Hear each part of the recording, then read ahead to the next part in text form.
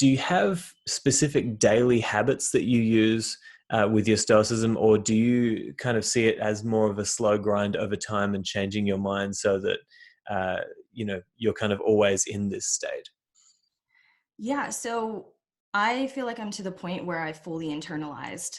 So I Mm. don't feel like, unless there's a rare case where I'm experiencing a really tough challenge, I don't feel like I ever have to talk myself out. It's like these principles have become, I feel them in my bones. It's like Mm. I don't make a judgment about someone and then need to tell myself, oh, I shouldn't judge them, or I don't ruminate and then have to find acceptance. It's just that's my natural mode of operation through Yeah. doing this work for 6 years. But obviously 6 years is a long time Hmm. to wait for someone to see those changes. And I think a lot of people who study Stoicism, it can be frustrating because you Mm. know the principles, you believe them, but you still see yourself reacting negatively. You still worry about things outside your control and then have to change your response after. And Mm. so that's exactly why I created this program, and I do a unique thing with it. So in order to help people get there much faster so they don't have to spend 6 years internalizing these things. So what I do is I break this wisdom down logically. So your brain accepts the argument. Instead of just saying, oh, don't worry about that, it's outside of your control, you got to give people an argument that they can believe. Kind of like if Yeah. you were having an argument with someone, you wouldn't just say, this is my argument. You would say, this is why you should believe my argument.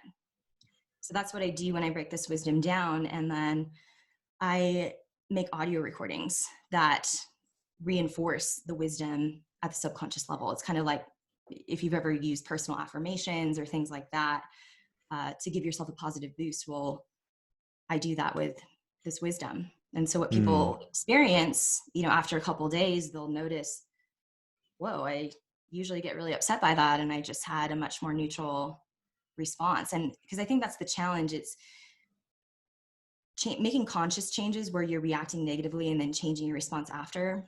What you're doing is you're creating a new memory for your subconscious mind to pull from the next time that it goes to react to a situation. That's a very slow process. But instead, if you can actually retrain the subconscious mind by giving it the commands that you want it to do. It listens, but you have to tell it what you want it to do. And so that's been kind of a magical part of the process, because again, it can be really frustrating when you're constantly having to talk yourself down after a situation. Well, what if you could train yourself just not to react in the first place? And it's not that you're becoming a mindless zombie, it's that you understand the logic consciously. So when you're going throughout the day, you can change your response, but then over time, you're just internalizing a lot faster where it just becomes second nature to you.